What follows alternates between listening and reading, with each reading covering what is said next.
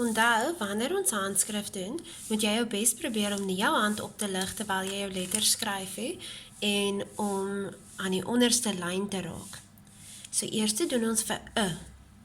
Nou hy, onthou om jou vingerspasie te maak, hy lyk soos 'n bakkie wat aan die onderste lyn raak, hy gaan op en hy gaan weer af, hy het so klein steeltjie. Begin ombo, gaan af, raak onder, gaan weer op en reguit streepie af. Dan maak ons vir y, nou hy lyk baie soos 'n, hy het net 'n stert onder.